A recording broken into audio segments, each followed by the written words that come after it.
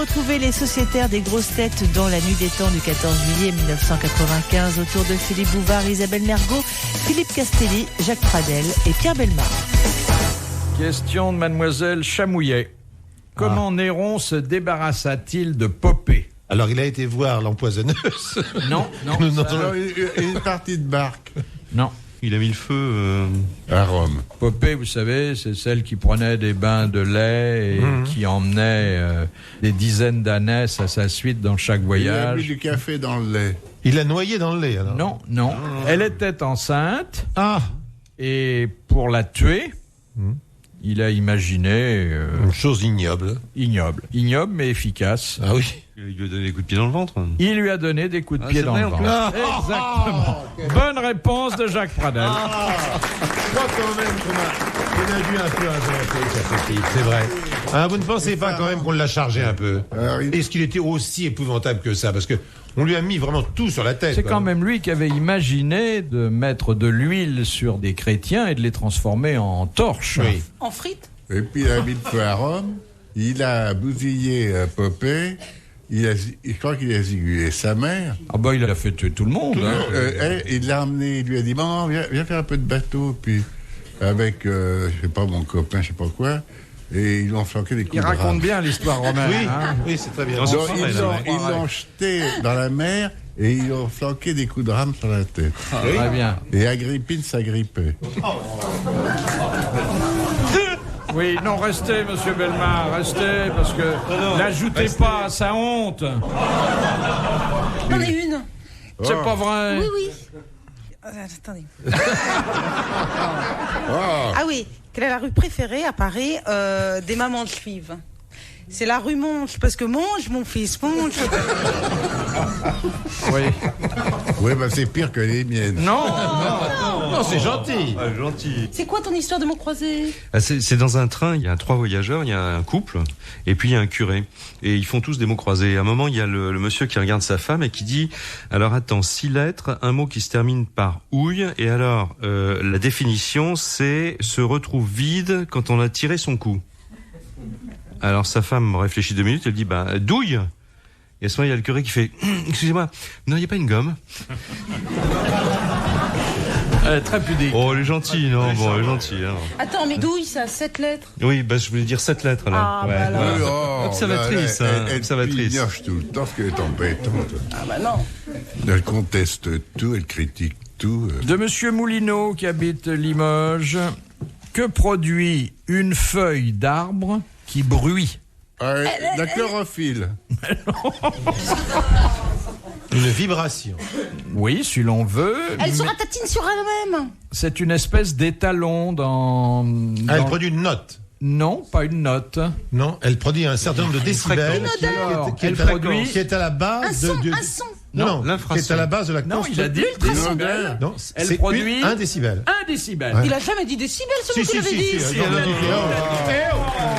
Attention la petite, hein. Bonne réponse de Pierre Bellemare et mauvaise remarque d'Isabelle Mergo. C'est-à-dire qu'il a fallu étalonner d'abord cette nouvelle mesure du bruit. Et on a pris cette référence qui est à la fois naturelle et poétique. Une feuille d'arbre qui bruit. Question de monsieur Lucien. De quel arbre extrait-on l'aspirine? Ça s'extrait d'un arbre? Ça s'extrait plus exactement de l'écorce. Le saule, l'écorce de saule. Ouais. Oui. Bonne réponse de Jacques L'acide Pradel. acétylsalicylate. Mais je croyais qu'on la tirait du Rhône. Ouais, l'aspirine du Rhône, oui. Il a ri, Pradel a ri. C'est un dommage de guerre, de la guerre de 14-18.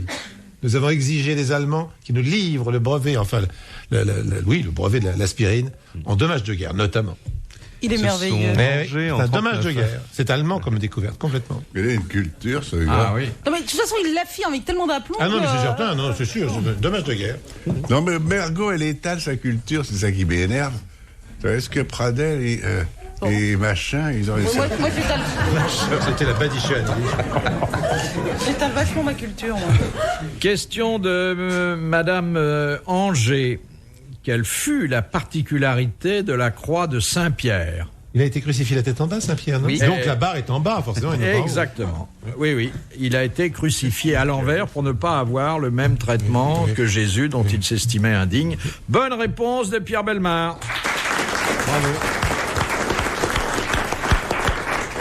Écoutez, mon cher père, vous avez une culture qui est... Je m'appelle Pierre, quand même. Vertigineuse. Je suis un tout petit peu intéressé au personnage. Oui. Et le Dieu lui a dit, il y a quelques années, tu es pierre, et sur cette pierre, je construirai ma radio, je construirai ma télévision. Tout à fait, Le oui. premier calembour. Le premier calembour, c'est vrai, vous avez raison. En anglais, the first calembour. Question de Madame Ménard. Comment s'appellent les petites lueurs bleues qui apparaissent par temps d'orage aux extrémités des mâts des navires? Feu de Saint-Elme. Absolument. Les feux de Saint-Elme. Eh bien, Jacques Pradel a coupé le feu de Saint-Elme sous le pied de Pierre Bellemare. Est-ce que vous avez déjà vu un peu de Saint-Elme? Alors non, jamais. Justement, voilà. On m'en a parlé, mais je n'ai jamais vu. Moi, j'ai déjà eu ça. impressionnant. J'ai déjà eu ça. C'est très impressionnant parce qu'il n'y a pas seulement que les étincelles. C'est à la suite d'un orage toujours. Hein. Tout simplement, on se charge en électricité, donc et statique énorme, une charge colossale. Ça va être chiant Et surtout, encore. ça se met à chanter. C'est-à-dire que tout le bateau chante. Toutes les parties du bateau se mettent à vibrer. C'est très, très, très impressionnant. C'est surtout ça qui impressionne. C'est beaucoup plus ça que les étincelles. Putain, il est vachement sérieux, hein. Mais c'est très impressionnant. Et des feux follets, vous en avez déjà vu? Oui. C'est vrai? Les lucioles aussi, oui. C'est très beau. Moi, je rêve de voir des feux follets, je n'en ai jamais vu. Non, moi j'ai plein de lucioles dans mon jardin. C'est très joli le soir. Ah, mais les feux feux follets, follets, je- faut aller dans les cimetières. Je sais, Oui. mais je n'en ai jamais vu. Seul au clair de lune, lui. Oh là là, attends, les infirmières vont bientôt arriver. Mais non, Très, très c'est fatigué. dans un poème de Verlaine. Et la luciole au clair de lune, lui. Bien. Oui. Oui, oui. Lui, c'est un brille. Oui, ben n'insistez pas, vous voyez déjà que on est tous... Les grosses têtes dans la nuit des temps sur RTL de 4h à 4h30. Question de monsieur Nectaire. Pour quelle raison, au Moyen-Âge, un jeune marié devait-il uriner au travers de son alliance? Faut viser bien, il fallait qu'elle ait un gros doigt, hein. Pour être fécond. Pour Alors, avoir des enfants, un garçon. oui, attendez, ça va fille. même plus loin que la procréation. Oui, Pour prouver qu'il était un homme, Oui, exactement. simplement. Ça prouve qu'on est un homme? C'est-à-dire, c'est pour écarter le spectre de L'impuissance. l'impuissance, il l'a dit. Bonne réponse de Pierre Bellemare, et merci aux autres. Philippe, allez-y. Allez-y, Philippe. On va tous voir si vous êtes impuissant ou pas. Allez, on fait son petit pipi. Allez. Non mais je ne vois pas du tout la preuve que ça apporte. Mais enfin, c'est pas grave. Mais attends, c'est une superstition médiévale. Bon, Oui. vous pouvez donner votre alliance à Castelli, il va le faire. Hein. wow, Qu'est-ce que ça va prouver, franchement? Parce qu'une dame pourrait... Voulez-vous me dire, hein? Non, mais il y a un Et tas qui de... tenait l'alliance? Devant en mettre partout. Oui, ça c'est important de savoir cela en effet. Attention, c'était le jour du mariage, donc c'était pour éviter l'impuissance la nuit des noces. Bon, Oui. ce qui est une situation Très désagréable. très désagréable. Qui est très désagréable la nuit des noces ou même les autres nuits, hein. Franchement. Non, j'ai dit une connerie là? La nuit de noces, c'est la bande-annonce en quelque sorte. Hein. Pas mal. Question de Monsieur Lacauve de Saint-Vigor-le-Grand. Qu'est-ce que l'envergure d'un oiseau? Eh ben c'est la taille de... Oh pardon. Pradel, C'est la taille de... un coup de poing dans l'œil. C'est quand il est en ses ailes. Ah oui, quand il est... C'est il d'un ouvre bout ses d'aile à ailes. l'autre bout d'aile. D'un bout d'une aile 1m50. déployée à l'autre Ah bah bout oui. d'aile. Ah bah oui, mais Bah, déployée. déployée. 1m50. Enfin, j'ai fait le geste. Bonne réponse d'Isabelle Mergot.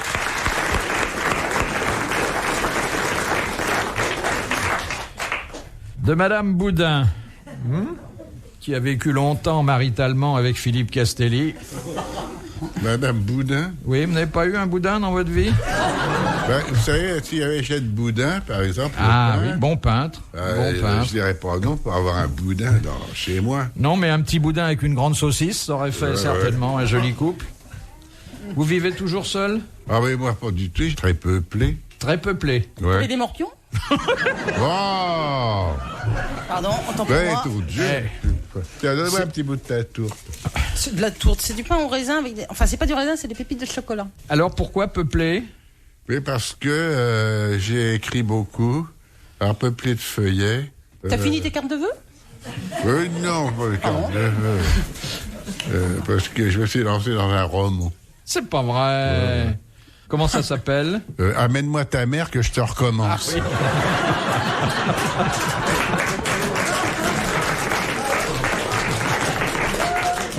Et ça raconte quelle histoire? Non, ça raconte rien. Non. Je suis incapable d'écrire. Bah oui. Alors, Madame Boudin demande, où dans le corps humain peut-on trouver des cils ailleurs qu'autour des yeux? Ah oui, attendez, Oui. dans les paramécies. Dans les poumons, hein. Les paramécies, il y a des cils dans les paramécies. Dans les bronches. Oui, c'est vrai. Dans les bronches. Exactement. Bonne réponse de Philippe Castelli. On appelle ça d'ailleurs les cellules ciliées. Oui, mais enfin, dans les paramécies aussi, il y a des cils. Dans les vôtres, peut-être? Non, mais je dis ça, mais c'est vrai. Hein. Moi, j'ai appris ça en sciences nat. Dans les paramécies, il y a des cils. Voilà. Enfin, pour l'instant, on parle des bronches, hein? Oui, dans les paramécies, il y a des cils aussi. C'est tout. Oh. Voilà. Et vous avez peut-être eu un problème de bronche, Monsieur Castelli? Oh, je ne bronche pas. Hein. Ah oui. Philippe Bouvard sur RTL, 4h, 4h30, les grosses têtes dans la nuit des temps.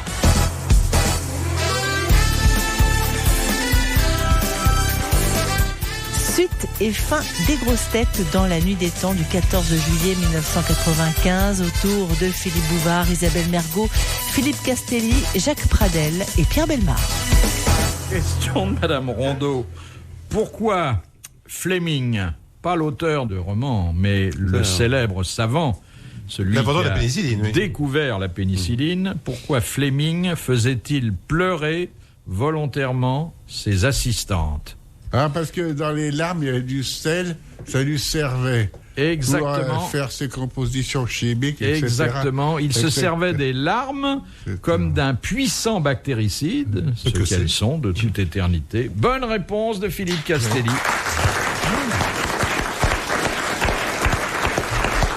Voilà, il disait à une petite infirmière charmante, gentille, les escouffias sorbure en crotte. Vous voulez recommencer là parce On n'a que... pas suivi là, nous. Oui. Ouais. Dis donc, pour l'articulation, t'as pas à me jeter la pierre, toi. Non, mais je ne te jette pas la pierre, je te demande poliment si tu peux recommencer parce qu'on comprenait rien là, de ce côté-là. Bah, tu comprends pas parce que t'es opaque. Ça veut dire que ta cervelle n'est pas transparente. Pourtant, il n'y a pas grand-chose dedans. Si, c'est assez transparent.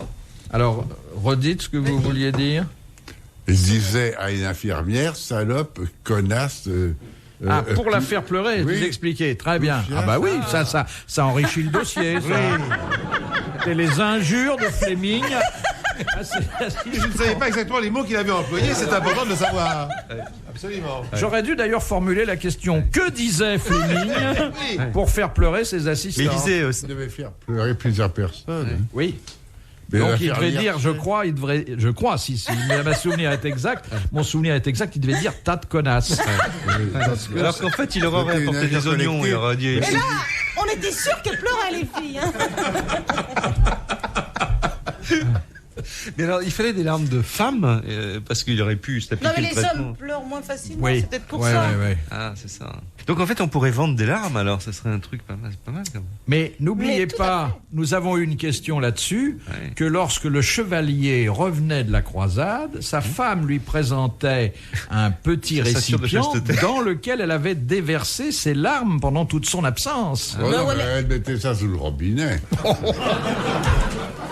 Ah, c'est pour ça qu'on disait qu'on avait conservé aussi dans les reliques, il y a le poil de la barbe du prophète, Ouais, il y a avec du gros une larme de sel Jésus-Christ. Oui. J'avais lu ça dans les... Oui. Question de Monsieur Beltige. Quel est le seul cas où un parlementaire, malgré son immunité, peut être arrêté, et même pendant la durée des sessions? Pour intelligence avec l'ennemi. Crime de trahison, oui, c'est ça, non? Non. Ah, si tu quelqu'un devant témoin. Pour meurtre.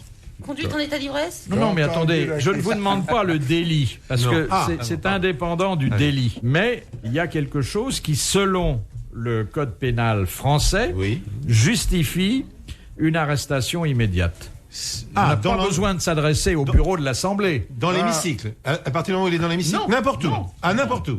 Est-ce que En ça- flagrant délit? En flagrant délit. Ah bon. Bonne réponse d'Isabelle Mergo. Quelqu'un devant tout le monde. Nous deux, là, alors, non? S'il est pris en flagrant délit. Voilà. Eh oui. D'une chose répréhensible, bien sûr. Oui. Ah bah oui. Flagrant délit d'adultère. L'adultère est dépénalisé aujourd'hui. C'est vous qui avez beaucoup agi, je crois, pour ça, non? Ça a été difficile. Oui. Vous êtes arrivé sur une mission que vous étiez imposée dès votre enfance. Question de Monsieur Scran. D'après les alchimistes d'autrefois, qu'est-ce qui changeait les métaux en or? Bah, la pierre. La pierre philosophale. La pierre philosophale, bonne réponse d'Isabelle Mergot qui a dit la pierre et de Pierre Bellemare qui a donné la réponse complète. Mais il faut rendre... Non, je voulais dire, la pierre va bien répondre. Ouais, elle voulait dire la pierre à fusil, elle. Je ne savais pas, j'avais commencé à dire la moitié de la réponse. Question de Mademoiselle Belpère. Ah. Qu'est-ce que la propédeutique? Ah, d'abord, avant la médecine. Oui, mais d'une façon plus générale, il n'y a pas propédeutique seulement pour la médecine. C'est les études préliminaires. Ce sont les études préliminaires à certains diplômes, mais qui peuvent concerner les lettres comme les sciences. Bonne réponse d'un ancien de propédeutique, Philippe Castelli. M. Castelli a été licencié très souvent. Qu'est-ce que vous avez comme diplôme? Oh, rien. Rien. J'ai eu l'examen d'entrée au cours de librairie. Au cours du cercle de la librairie du leur stagiaire. Il est dans un état. Mais j'ai pas eu l'examen. Il baisse, hein. Oui. Non, il baisse pas, il est non. égal à lui-même.